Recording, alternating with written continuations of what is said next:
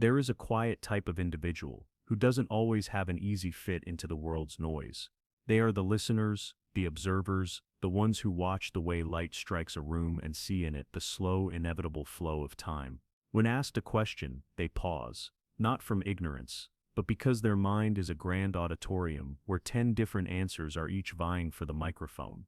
These are the deep thinkers, architects of vast internal universes built from a single moment. But if you are one of them, you know the secret.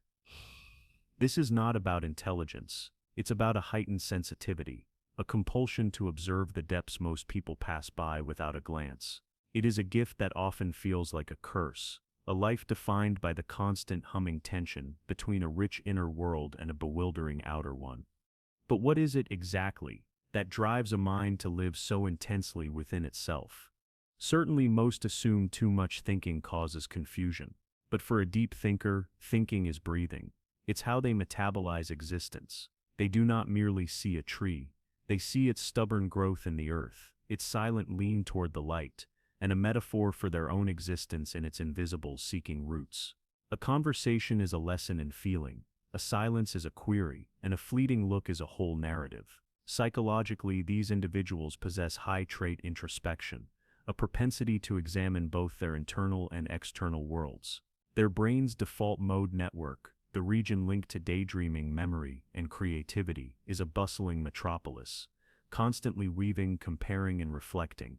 Their mind is not a quiet library, but a tempest of connections. Yet this very talent for connection can be the source of a profound loneliness.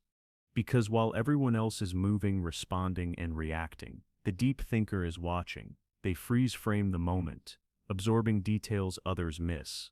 By the time they have formulated their thoughtful response, the conversational moment has often passed them by. So they remain silent.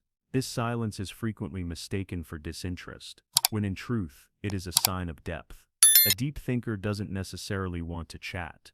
They want to know. They hunger for conversations that plunge below the surface of small talk, to explore the caverns of fear, the blueprints of dreams, and the intricate architecture of the human heart.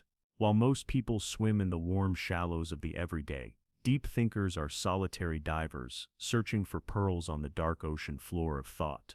But what is the cost of constantly living in those depths? That depth is expensive, and the currency is often peace of mind. It leads them into the labyrinth of overthinking. They relive moments, dissect sentences, and interrogate every subtext. Their mind spins in circles of what-ifs and maybe-they-ments, not out of insecurity, but because they are detectives of nuance, finding hidden meanings in every decision and unspoken origins in every feeling. This is meta-cognition, thinking about your own thinking, taken to an extreme. They are perpetual spectators to their own thoughts, questioning and rearranging them. This makes them incredibly self-aware, but it also opens the door to relentless self-doubt. When your inner world is in high definition, you see every flaw with terrifying clarity. So how does one navigate a world that feels so much more complex and layered than it does for others? A deep thinker doesn't just ask, "What do I want?" They ask, "Why do I want it? Where does that desire come from? What would happen if I got it, or if I didn't?" They analyze love, ambition, and fear until these abstract concepts feel like solid objects they can hold. But in this process, they can lose the simple, unthinking joy of just being. You will find them on long, solitary walks, headphones on, not because they are antisocial, but because solitude is their native tongue. They require room to breathe, to unscramble the thoughts others don't even know exist. They may sit quietly in a coffee shop, but inside they are reliving a day from a decade ago, trying to understand what it meant about the person they used to be. This isn't self-flagellation, it's cartography. They are trying to chart the topography of their own soul. This constant questioning inevitably leads to the biggest questions of all. One defining aspect is what psychologists call existential thinking. This goes beyond everyday worries. It's a relentless inquiry into time, purpose, morality, and consciousness itself. The deep thinker is not just worried about their future, they are questioning the nature of reality. But here lies a paradox. The same mind that can divine profound patterns can also create illusions. When you overthink, you can connect anything to anything. A simple silence can become a symphony of rejection, a neutral comment, a hidden critique. It's like having a microscope that's too powerful. You start to see things that were never meant to be seen so intensely, and the world can become a web of unsolvable philosophical conundrums.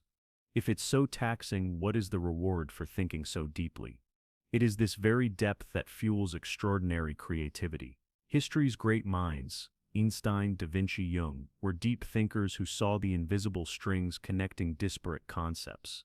Yet in our modern society that worships speed, efficiency, and soundbite certainty, this depth is often misunderstood. Stopping to think looks like indecision. Silence appears as cowardice. Complexity is mistaken for confusion. So deep thinkers learn to camouflage their nature. They nod in public while their mind roams distant galaxies, saving their true, unfiltered conversations for the safety of their own minds. This creates a unique kind of isolation, doesn't it? There is a deep longing for connection, but only of the authentic kind. An authentic connection requires a vulnerability that not everyone is willing to offer. So deep thinkers become guardians of their own hearts, listening quietly for the hints of depth in others. When they find it, they don't open up halfway. They offer the whole blueprint of their soul, sharing fears and dreams they've never voiced aloud.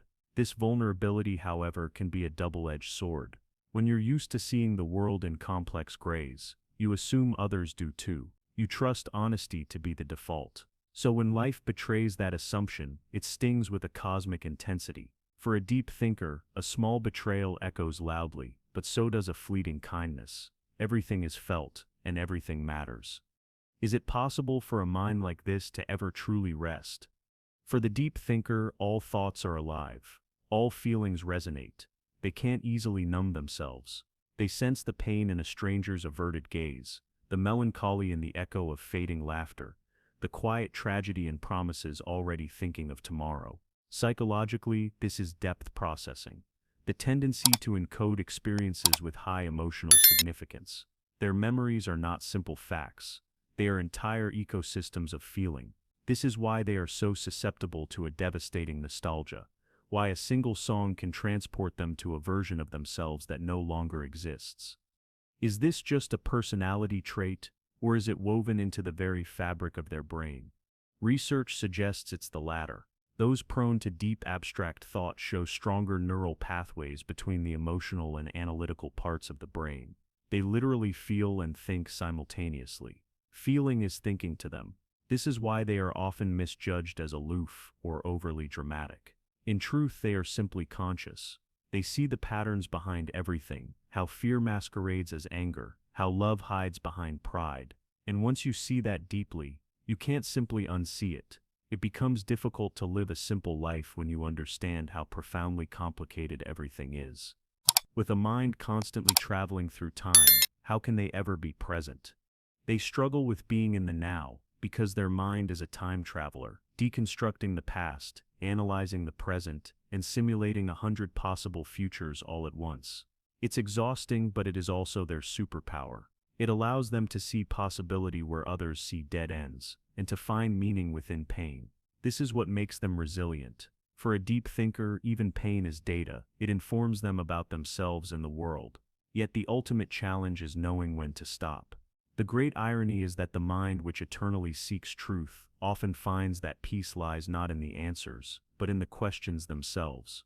Peace is found in sitting under an infinite sky that offers no explanations, in learning to live with mystery and still feel whole. So how can you recognize a deep thinker in the wild? You can spot them not by what they say, but by the potent gaps between their words.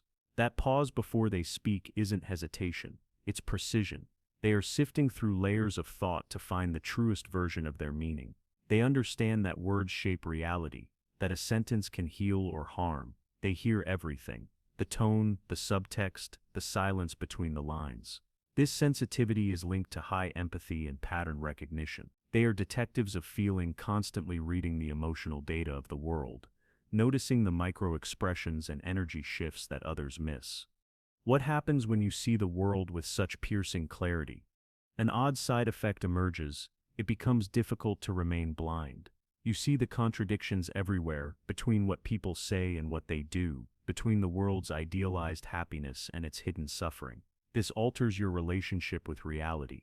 You stop craving superficial approval and start yearning for raw truth. This is why deep thinkers are so often drawn to art, philosophy, and solitude. They aren't running from life. They are seeking a space where their mind can expand without judgment. They may speak sparingly, but when they do, their words are deliberate and are meant to linger long after the conversation ends. With such a vibrant inner world, what is their greatest daily struggle? The greatest battle is against mental clutter. It's like having 10 radio stations playing at once, each broadcasting a different frequency of question, memory, and idea. While others escape into external noise, deep thinkers are ambushed by silence, which only amplifies the internal cacophony. Psychologists call this rumination, a constant focus on problems and emotions. For the deep thinker, it's not negativity. It's a relentless resolution-seeking engine. Their mind craves closure and sense, but the universe is not always obliging. Learning that some questions have no answers is one of their toughest, most necessary lessons. Could it be that thinking itself becomes a trap? There's a famous philosophical statement, "I think therefore I am." For the deep thinker, this can feel like a curse. Thinking confirms their existence, yet it can also consume it. They can think themselves into corners, analyzing love until it becomes a theoretical concept, dissecting fear until it loses its raw power. The hardest task can be to simply live an experience without immediately dissecting it. But when they find the balance, when thought becomes the servant to feeling, not its substitute, they become something remarkable. They become bridges, uniting logic with compassion, intellect with intuition. They can dissect pain and still hold space for it. That is not just intelligence, that is wisdom. Do they ever get a break from the weight of it all? Here's something people often miss. Deep thinkers are not always solemn. Some of the funniest people you'll meet are deep thinkers. When you understand the inherent absurdity of life, humor becomes a form of wisdom. They laugh not because they don't care, but because they see the delicacy of everything, and laughter is how they keep from breaking under the weight of it. They know that sometimes the only rational response to a crazy world is to smile at its insanity. So what does it take to truly connect with a deep thinker? If you love a deep thinker, know that they value comprehension over consensus. They don't need you to be like them. They need you to wonder with them. Their language of love is curiosity. They show affection through profound attention, by remembering the small things, by asking how you truly are. But they require patience. They test the waters of trust as carefully as they test their own thoughts. They don't fall easily, but when they do, it is a conscious, wholehearted plunge. Theirs is not a casual love. It is an aware and chosen one. In the end, what is the purpose of such a mind in a world that often seems to prefer the surface? Deep thinkers are living reminders of a more human way to live. They show us that life is not meant to be skimmed, that silence is sacred, and that not everything needs an immediate answer. They teach us that mystery has its own beauty, and that to question is an act of wonder, not weakness. The psychology of the deep thinker tells us something about our own potential, that we all have the capacity to see past the distractions and confront ourselves truthfully. We just get too busy to remember the power of quiet. Perhaps deep thinkers walk among us to slow the world down, to remind us that thoughtful reflection is in itself an act of love. Because thinking deeply isn't just about understanding the world, it's about cherishing its breathtaking, heartbreaking, beautiful complexity. So if you are one of them, what should you do? Don't apologize for your quiet.